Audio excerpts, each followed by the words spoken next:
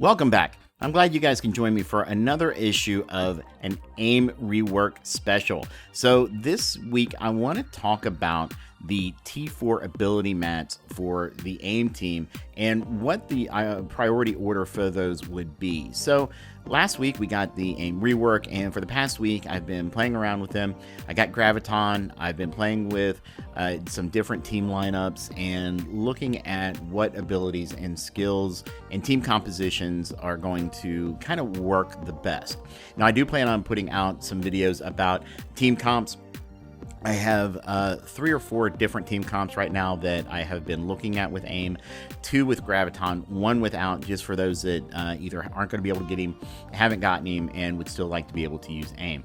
But in this video, I want to talk specifically about the T4 ability materials and what to me is the priority order for these abilities. Now, a quick caveat before we get into this, I have a tendency to prioritize bonus effects for abilities over plain damage. Now, some of the ones we would talk about are, damage, but I try to include the ones that give you the most bang for your buck out of the gate. So before we jump into the specific abilities, there are 3 characters that I feel are going to be on every A.I.M team that you run, and that is A.I.M Assaulter, Scientist Supreme, and A.I.M Security. So you're going to find that a lot of the priority T4 ability mats are going to go to them. So to top off the list, A.I.M Assaulter. And A.I.M Assaulter's passive is the one that I give the highest priority, because when you put the T4 ability material on that ability, it gives a bonus 10% speed bar change on turn to adjacent A.I.M allies. So that'll be a 20% total speed bar change. And as we know in this game, as is any other turn-based game, speed kills. So you want to get your characters going as fast as possible. And this ability from A.I.M Assaulter to boost your adjacent allies is going to absolutely be phenomenal and of prime importance.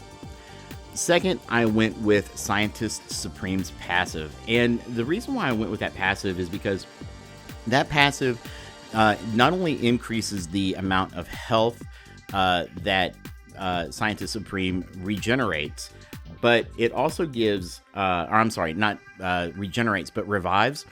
But primarily it's about giving that extra energy. So when you add the T4 ability to Scientist Supreme's passive, she will now give 1 to 2 energy to A.I.M allies that have negative effects on them versus just 1. I kind of waffled on that one because it is one non-guaranteed ability energy, but just like speed, ability energy is so important, especially when you have Graviton on there and some of his high turn or high ability, high energy abilities. Next on the list, I have Scientist Supreme's Special. And the reason why I went with this is because this will now flip 4 effects instead of 3 effects. So if you're facing off against like a a Brotherhood team, you can tell I play Star Wars, can't you? If you're going up against a bounty hunter team, having that extra ability flip is going to be phenomenal.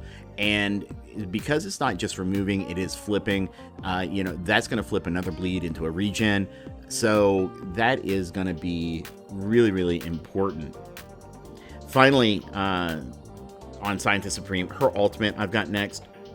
And what that ultimate does is it will now heal 5,500 health for her A.I.M allies. But the really important thing here is that she now will gain 50% focus per A.I.M ally. So that's an additional 200% focus. And Scientist Supreme already has a relatively high focus as it is. So I want to say, if my math is not too far off, I want to say that'd be close to like 4,500 focus, which is going to land on just about everybody barring, like maybe a JJ or a Thanos, if he's got his taunt up. So that's going to be really important because she's going to put those debuffs onto the entire enemy squad.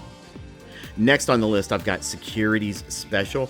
And the reason why I did this was because security on turn heals herself and adjacent allies, or I'm sorry, on the special, heals herself and adjacent allies, and this increases that to a total of 10,000 health heal. Next is going to be more along the lines of squad dependent. So there are a couple of different squads. You can run Infector, you can run Monstrosity. If you don't have Graviton, you can run both Infector and Monstrosity. I have a tendency right now to run Infector over Monstrosity because Infector has some really cool features here. And now that Infector will, every time Infector gets a negative debuff to itself, they'll also get the opposite effect. So Infector's passive is the one that I went next here, and what that does is that increases the number of random effects that Infector gets. So instead of one random effect, it'll be 2 random effects, and it also increases Infector's health by 15%. Next is kind of a toss-up. You can go with either one of these two. Infector's Special increases speed bar by 75%.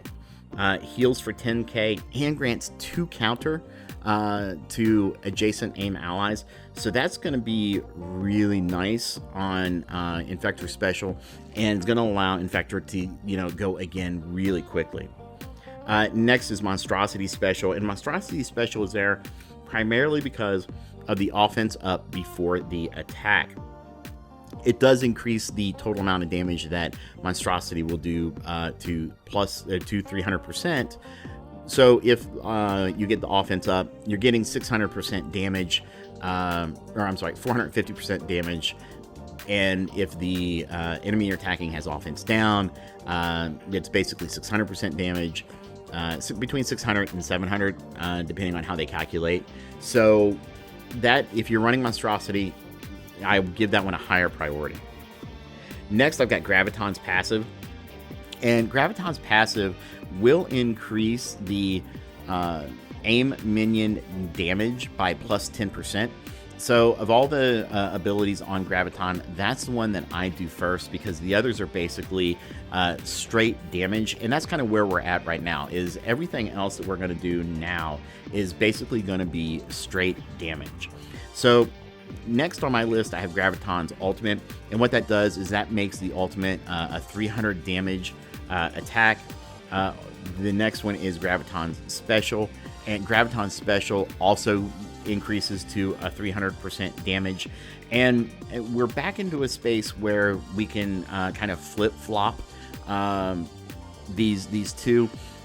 I would put Assaulter's Special, because what Assaulter Special does is makes that 250% base damage, and then gives 125% damage per negative effect.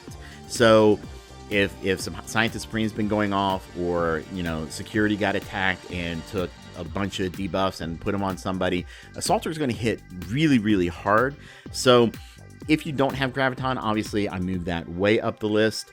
But with Graviton, I can see that going back and forth with the last one on my list, Graviton's Basic, and that does almost the exact same thing as Assaulter, but instead of 125% piercing per negative effect, it's only 100% piercing per negative effect. Well, guys, I know I just threw a lot of stuff at you. I hope it made some sense. If you notice, I did not put Researcher on here. I don't run Researcher. I think Researcher has some good utility, primarily outside of an A.I.M team. Now, she does have some nice things, and I'll discuss this more in my team comp videos, but I'm not a huge fan of Researcher, especially in War or Blitz. She could have some viability in Raid, but this team has so much sustain without Researcher. I just don't think that her kit makes as much sense. but let me know in the comment section below. Don't forget to like and subscribe. And like I said, leave me a comment. Let me know what you think. Do you agree? Do you disagree? And state your case. I'd love to hear and have a discussion and maybe do a follow-up video in the future. So again, guys, I want to thank you all for watching another video. And until next time, keep fighting, true believers.